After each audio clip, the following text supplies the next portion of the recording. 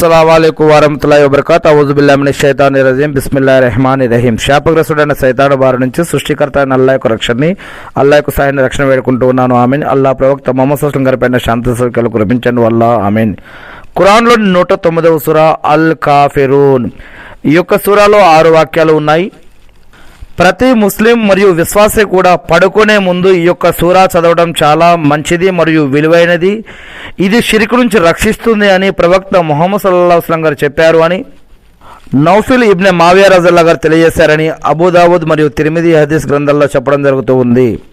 ప్రతిరోజు పడుకునే ముందు ఈ యొక్క సూరా చదవడం చాలా ఉత్తమమని, మరి దీని యొక్క విలువ పరంగా చూసినట్లయితే ఖురాన్లో 4వ వంతు అంటే 1/4వ వంతుకు సమానమని, అంటే ఈ ఒక్క సూరాకి అంత విలువ ఉందని తిర్మిదీ హదీస్ గ్రంథంలో చెప్పడం జరుగుతూ ఉంది. అంతేకాకుండా ప్రవక్త ముహమ్మద్ సల్లల్లాహు అలైహి వసల్లం గారు సున్నత్ నమాజులలో అంటే ఫజర్ నమాజ్కి ముందు చదివే 2 రకాతుల సున్నతులో కానీ, మగ్రిబ్ నమాజు తర్వాత చదివే 2 సున్నత్ నమాజులో కానీ ప్రవక్త ముహమ్మద్ సల్లల్లాహు అలైహి వసల్లం గారు సూరా కాఫిరీన్ మరియు ఇఖ్లాస్ సూరాలని ఎక్కువగా చదివేవారు. సున్నత్ నమాజుల్లో ఎక్కువగా ఈ యొక్క కాఫిరూన్ సూరాను చదివేవారు ప్రవక్త ముహమ్మద్ సల్లల్లాహు అలైహి వసల్లం గారు అని హదీస్ గ్రంథాలలో చెప్పడం జరుగుతూ ఉంది. ప్రయాణంలో ఉన్నప్పుడు, ప్రయాణానికి వెళ్తున్నప్పుడు కాఫిరూన్ సూరా, నస్ర్, ఇఖ్లాస్, ఫలక్, నాస్ ఈ 5 సూరాలు కానీ పఠించమని ప్రవక్త ముహమ్మద్ సల్లల్లాహు అలైహి వసల్లం గారు ఎక్కువగా సలహా ఇచ్చేవారు అని జుబైర్ ఇబ్నె ముతైమ్ రజల్లాహు గారు తెలియజేస్తూ ఉన్నారు. ఇది ముస్లింల యొక్క విశ్వాసాన్ని, తౌహీదును స్పష్టం చేసేటటువంటి సూరా. ఇది సత్యానికి అసత్యానికి మధ్య సాక్ష్యాన్ని చెప్పేటటువంటి సూరా. రాత్రిపూట ఇది చదువుకొని పడుకోవడం వల్ల షిర్కు నుండి రక్షణ లభిస్తుందని ప్రవక్త ముహమ్మద్ సల్లల్లాహు అలైహి వసల్లం గారు చెప్పినటువంటి సూరా. అసలు ఈ సూరా ఎప్పుడు అవతరించింది, ఎందుకు అవతరించింది, ఎలా అవతరించింది అనే గనక చారిత్రక విషయం కనుక మనం చూసినట్లయితే కనుక, ఆనాడు ప్రవక్త ముహమ్మద్ సల్లల్లాహు అలైహి వసల్లం గారు ఉన్నప్పుడు, ఆయనని అల్లాహ్ చివరి ప్రవక్తగా ఎన్నుకున్నప్పుడు, ఆయన ఎప్పుడైతే అల్లాహ్ వద్ద నుంచి జిబ్రీల్ లేదా గాబ్రియల్ అనబడే దైవదూత వహీ రూపంలో ఖురాన్ని ప్రవక్త ముహమ్మద్ సల్లల్లాహు అలైహి వసల్లం గారి పైన అవతరింపజేస్తూ ఉన్నప్పుడు, ఆనాడు అక్కడ అరబ్ దేశంలో ఉన్నటువంటి ఖురైషులు ప్రవక్త ముహమ్మద్ సల్లల్లాహు అలైహి వసల్లం గారిని ఎలాగైనా రాజీ చేపించుకోవాలి అని, ఆయన్ని ఎలాగైనా ఈ యొక్క ప్రవక్త చేసేటటువంటి పని నుంచి ఆపాలి అని, లేదా మా విషయాలు కొన్ని నువ్వు పాటించు, మీ విషయాలు మేము పాటిస్తాము అని ఈ విధంగా ఆయనకి కొన్ని ఆఫర్లు ఇస్తూ కొన్ని రాజీ పత్రాలను కానీ రాయబారాన్ని కానీ ప్రవక్త ముహమ్మద్ సల్లల్లాహు అలైహి వసల్లం గారి వద్దకు వారు ఖురైషులు పంపించేవారు. నువ్వు ఏదైతే తౌహీద్ గురించి దావత్ ఇస్తున్నావో, ఏకదైవారాధన గురించి నువ్వు ఏదైతే దావత్ ఇస్తున్నావో దానికి మరి అది మేము పాటించాలి లేదా వినాలి అంటే నువ్వు కూడా మా యొక్క కొన్ని కండిషన్లు విను, అవి కనుక నువ్వు పాటిస్తే నువ్వు చెప్పేది మేము వింటాము అన్నట్టుగా ఆయనకి కొన్ని రాజీ లేఖలు కానీ అతనితో కొన్ని సంధి కానీ చేసుకునేవారు. అప్పుడు ప్రవక్త ముహమ్మద్ సల్లల్లాహు అలైహి వసల్లం ఏమన్నారంటే, మీరు చెప్పిన ఈ యొక్క విషయానికి చూస్తాను, అల్లాహ్ వద్ద నుంచి ఎటువంటి వహీ అవతరిస్తుందో, ఖురాన్ వాక్యం ఏది అవతరిస్తుందో చూస్తాను, నేను నా సొంతగా ఏది చెప్పను.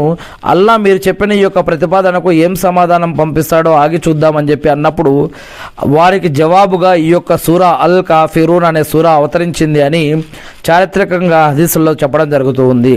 అసలు ఏం జరిగింది అని ఒక హదీస్ చూసినట్లయితే కనుక అనేక హదీసులు ఉన్నాయి. దాంట్లో ఒక హదీస్ హజరత్ అబ్దుల్లా బిన్ అబ్బాస్ రజల్లాహు గారి ఉల్లేఖనం ప్రకారం ఖురైష్ ప్రజలు ప్రవక్త ముహమ్మద్ సల్లల్లాహు అలైహి వసల్లం గారి తోటి ఇలా అన్నారు, ఏమని, మీరు మక్కాలోకెల్లా కూడా అత్యంత శ్రీమంతులయ్యేందుకు గాను మేము మీకు పుష్కలంగా ధనం ఇస్తాం, మీకు నచ్చిన స్త్రీతో మీ పెళ్ళి జరిపిస్తాం. ఫస్ట్ ఏమన్నారు, ధనాన్ని ఇస్తాం, తర్వాత స్త్రీతో పెళ్ళి జరిపిస్తాం, మేము మీ వెనుక నడవడానికి సిద్ధంగా ఉన్నాం, కానీ మీరు మా మాట ఒక్కటి ఒప్పుకోవాలి, మేము ఆరాధించే వాటి చెడులు చెప్పడం మానుకోండి. ఒకవేళ మీకు ఇది ఇష్టం కాకపోతే మేము మరో ప్రతిపాదన కూడా ఇంకోటి పెడతాం మీ ముందు. అదేమిటి అంటే, ఇందులో మీ మేలు కూడా ఉంటుంది, మా మేలు కూడా ఉంటుంది. అదేమిటి అని ప్రవక్త ముహమ్మద్ సల్లల్లాహు అలైహి వసల్లం గారు వారిని అడిగారు. దానికి వారు, 1 సంవత్సరం మీరు మా యొక్క లాత్ ఉజ్జాలని ఆరాధించండి, 1 సంవత్సరమేమో మేము మీ యొక్క సృష్టికర్త అయిన దైవాన్ని అల్లాని ఆరాధిస్తామని వాళ్ళు అన్నారు. అప్పుడు ప్రవక్త ముహమ్మద్ సల్లల్లాహు అలైహి వసల్లం గారు వారితో ఏమన్నారంటే, కాస్త ఆగండి, నా ప్రభువు ఇచ్చే ఆదేశం ఏదో తెలుసుకొని నేను చెబుతాను అని సమాధానం ఇచ్చారు. దాని తర్వాత ఈ యొక్క సూరా అల్ కాఫిరూన్ ఆయతు అవతరించింది అని ఇక్కడ హదీసులో చెప్పడం జరుగుతూ ఉంది. అంతేకాకుండా సూరా అజ్-జుమర్ 64లో కూడా వీరికి చెప్పు మూర్ఖులారా, అల్లాను కాదని ఇతరుల ఆరాధన చేయాలని మీరు నన్ను కోరుతున్నారా? సృష్టికర్త, దేవుడు, ప్రభువు, ఖుదా, రబ్బు అనే ఇలాంటి అనేక పదాలని అరబ్బీ భాషలో అల్లా అని అంటారు. అసలు ఈ సూరాలో ఉన్నటువంటి వాక్యాలు ఏమిటో మనం చూద్దాం. ఆ 6 వాక్యాలు. ముందుగా అవుజు బిల్లాహి మినష్ షైతాని రజీం బిస్మిల్లాహిర్ రహమానిర్ రహీం. కుల్ యా అయ్యుహుల్ కాఫిరూన్ అంటే, ఓ ప్రవక్త వారికి చెప్పు, ఓ తిరస్కారులారా, లా ఆబుదు మా తాబుదూన్ అంటే, మీరు ఆరాధించే వాటిని నేను ఆరాధించటం లేదు. వలా అంతుం ఆబిదూన మా అహబుద్ నేను ఆరాధిస్తున్న వానిని మీరు ఆరాధించరు.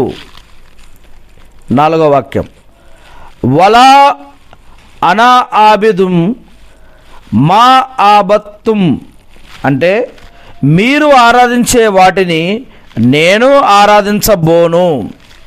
5వ వాక్యం, వలా అంతుం ఆబిదూన మా అహబుద్ మరి నేను ఆరాధించే వానిని మీరెలాగూ ఆరాధించరు. లకుం దీనుకుం వలియదీన్ మీ ధర్మం మీది, నా ధర్మం నాది అని ఈ యొక్క ఖురాన్ అనేది వహీ రూపంలో వారికి సమాధానంగా ఆనాడు అవతరించింది అని చెప్పడం జరిగింది. దీనిని పూర్తిగా చదివినట్లయితే బిస్మిల్లాహిర్ రహమానిర్ రహీం. కుల్ యా అయ్యుహుల్ కాఫిరూన్ లా ఆబుదు మా తాబుదూన్ వలా అంతుం ఆబిదూన మా ఆబుద్ వలా అనా ఆబిదుం మా ఆబత్తుం వలా అంతుం ఆబిదూన మా ఆబుద్ లకుం దీనుకుం వలియదీన్. అపార కరుణామయుడు పరమ కృపాశీరుడైన అల్లా పేరుతో ప్రారంభం. ఓ ప్రవక్త వారికి చెప్పు, ఓ తిరస్కారులారా, మీరు ఆరాధించే వాటిని నేను ఆరాధించటం లేదు. నేను ఆరాధిస్తున్న వానిని మీరు ఆరాధించరు. మీరు ఆరాధించే వాటిని నేను ఆరాధించబోను. మరి నేను ఆరాధించే వానిని మీరెలాగూ ఆరాధించరు. మీ ధర్మం మీది, నా ధర్మం నాది. ఈ యొక్క సూరా తఫ్సీర్లో ఒక దగ్గర లా అంతుం ఆబిదూన మా ఆబుద్ అనే ఈ యొక్క తఫ్సీర్లో ఒక దగ్గర అల్లా గురించి ఒక తఫ్సీర్లో చెప్పడం జరిగింది. ఆ అల్లా గురించి ఏమని చెప్పడం జరిగిందంటే తఫ్సీర్లో, సకల లోకాలకు ఒక్కడే సృష్టికర్త అని, స్వామి ఆయన ఎవరు అంటే ఆయనని అనేక భాషల్లో అనేక పేర్లతో పిలుస్తారు. మరి ఆయన్ని అరబ్బీలో అల్లా అంటారు, సృష్టికర్తని. సృష్టికర్త, స్వామి, నిర్వాహకుడు, సర్వాధికారి కాగల దైవం ఎవరి దృష్టిలోనూ లేడు. ఆయన విశ్వ వ్యవస్థను నిర్మించడం ఒక్కటే కాకుండా ఇంకా ఆయన అనుక్షణం ఆయనే ఈ యొక్క విశ్వాన్ని సృష్టించి కూడా నడుపుతూ ఉన్నాడు. ఆయన ఆజ్ఞ అనుక్షణం ఇక్కడ అమలవుతోంది. ఆయన ప్రతి లోపానికి, కొరతకు, బలహీనతకు, దోషానికి అతీతుడు. అతడిలో ఎటువంటి బలహీనత లేదు, అతడిలో ఎటువంటి దోషం లేదు, అతడిలో ఎటువంటి లోపం లేదు, అతడిలో ఎటువంటి కొరత లేదు. ఆయన పరిశుద్ధుడు. ఆయన ఆ సృష్టికర్త సామ్యరహితుడు. ఆయన రూపరహితుడు. ఆయన అనన్యుడు. ఆయన అనుపమానుడు. ఏ సహాయకుడు, ఏ భాగస్వామి ఆయనతో లేనే లేడు. ఆయనకు సహాయకుడు అంటూ కూడా ఏదీ లేదు. ఆయనకి భాగస్వామ్యం కూడా ఏదీ లేదు. ఆయన అస్తిత్వంలో మరియు ఆయన లక్షణాలలో, ఆరాధ్య గుణాలలో, అధికారాలలో ఆయనకు మరెవ్వరూ సహవర్తులు కారు. ఆయన అస్తిత్వంలో ఎవరు సహకారం, ఆయనతో పాటు ఇంకెవరూ లేరు. ఆయన లక్షణాలు ఎవరికీ లేవు. ఆయనతో పాటు ఆరాధ్య గుణాలు ఎవరికీ లేవు. ఆయనతో పాటు అధికారం ఎవరికీ లేదు. మరెవ్వరూ కూడా ఆయనతో సహవర్తులు కారు. ఆయన ఒకే ఒక్కడు. ఆయన ఇద్దరు కాదు, ఆయన ముగ్గురు కాదు. ఆయనే సృష్టికర్త. ఒకే ఒక్కడు. 7వ ఆకాశం మీద అర్ష్ అనే పీఠం పైన ఆయన ఉన్నాడు అని ఖురాన్ గ్రంథం తెలియజేస్తూ ఉంది. ఆయనకు సంతానం కూడా లేదు, లేదా ఆయన ఎవరిని కూడా కనలేదు. ఆయనకు కుమారుడు, కూతుళ్ళు అనేవారు కూడా లేరు. ఆయన తనకు కుమారుడుగా ఎవరిని కూడా చేసుకోలేదు. ఆయనకి ఒక జాతి అంటూ ఏదీ లేదు. ఏ వంశం కూడా అతనికి లేదు. ఆయనకు ప్రత్యేక సంబంధం ఏ వంశంతోటి, ఏ జాతితోటి లేదు. వీటన్నిటికీ కూడా ఆయన అతీతుడు. ఆయనని ఇటువంటి వాటి ఏటితోటి ఆయన అంటించడానికి వీలు లేదు. ఆయనకు తన యొక్క సృష్టిలోని ఒక్కొక్క ప్రాణితో కూడా ఒక్కొక్క ప్రాణితోనూ ఉపాధి ప్రదానం, పాలన, పోషణ, కార్యానుగ్రహం ఇవన్నీ కూడా ప్రతి ఒక్క ప్రాణికి ఆయనే ఉపాధిని ప్రసాదిస్తాడు. ప్రతి ఒక్క ప్రాణిని ఆయనే పాలిస్తాడు, ఆయనే పోషిస్తాడు, ఆయనే ఆ యొక్క కార్యాన్ని నిర్వహిస్తాడు, కార్యాలు అనుగ్రహిస్తాడు, సంరక్షణ ఆయనే చేస్తాడు. మరి ప్రత్యక్ష సంబంధం ప్రతి ప్రాణితో ఆయనకే ఉంటుంది. మరి మొరలాలకించేవాడు ఆయన ఒకే ఒక్కడు. వరాలనిచ్చేవాడు ఆయనే ఒకే ఒక్కడు. జీవితాన్ని, మరణాన్ని, లాభాన్ని, నష్టాన్ని, సౌభాగ్యాన్ని, దౌర్భాగ్యాలని, అనేక రకాల పరీక్షలు ఇచ్చేవాడు, అనేక రకాల ఇచ్చేవాడు, తీసుకునేవాడు అన్నీ ఆయనే ఒకే ఒక్కడు. అన్నీ అందజేసే సకల అధికారాలకు ఆయన ఒక్కడే స్వామి. ఆయన తన యొక్క సృష్టిని కేవలం పోషించడమే కాకుండా ప్రతి ఒక్కదానికి దాని యొక్క స్థితిగతుల దృష్ట్యా కూడా దానికి అవసరాలకి అనుగుణంగా మార్గదర్శకత్వం అందజేస్తూ ఉంటాడు.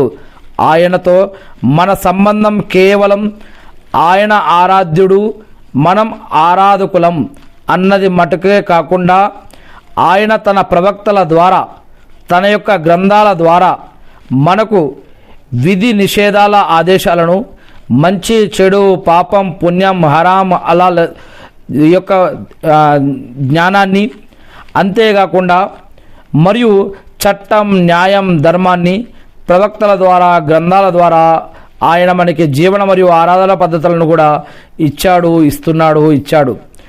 ఆయన ఆజ్ఞల్ని పాలించడం మన యొక్క కర్తవ్యం. చేసిన దానికి ఆయన సమక్షంలో జవాబు చెప్పుకోవాల్సి ఉంటుంది. అందరూ మళ్ళీ మరణించిన తర్వాత మళ్ళీ తిరిగి బ్రతికి ఆయన వద్దకే వెళ్ళవలసి ఉంటుంది. ఆయన ఖచ్చితంగా మరణించిన ప్రతి ఒక్కరిని కూడా మళ్ళీ ప్రళయ దినం రోజు తిరిగి లేపుతాడు, బ్రతికిస్తాడు. మన ఆచరణల కర్మల లెక్కల ప్రకారం చూసి బహుమానమో లేదా శిక్షను ఆ రోజు ప్రదానం చేస్తాడు ప్రళయ దినం, తీర్పు దినం రోజు. ఈ యొక్క గుణగణాల ఆరాధ్యుని ఆరాధన మహానీయ మొహమ్మద్ సల్లల్లాహు అలైహి వసల్లం మరియు ఆయన అనుయాయులు మరి పాటిస్తూ ఉన్నారు అని ఖురాన్ మరియు హదీస్ గ్రంథాల ద్వారా అర్థమవుతూ ఉంది. ఇంకొకసారి ఈ యొక్క 6 వాక్యాలు కనుక మనం చదివినట్లయితే, అవుజు బిల్లాహి మినష్ షైతానిర్ రజీం, బిస్మిల్లాహిర్ రహమానిర్ రహీం. శాపగ్రస్తుడైన సైతాను బారి నుంచి సృష్టికర్త అయిన అల్లాహ్ యొక్క రక్షణని, అల్లాహ్ యొక్క సైన్ రక్షణ వేడుకుంటూ ఉన్నాను. అపార కరుణామయుడు, పరమ కృపాశీలుడైన అల్లాహ్ పేరుతో ప్రారంభం. మొదటి వాక్యం నుంచి 6 వాక్యాలు. ఓ ప్రవక్త వారికి చెప్పు, ఓ తిరస్కారులారా, మీరు ఆరాధించే వాటిని నేను ఆరాధించటం లేదు. నేను ఆరాధిస్తున్న వానిని మీరు ఆరాధించరు. నేను ఆరాధిస్తున్న వానిని మీరు ఆరాధించరు. మీరు ఆరాధించే వాటిని నేను ఆరాధించబోను. మరి నేను ఆరాధించే వానిని మీరెలాగూ ఆరాధించరు.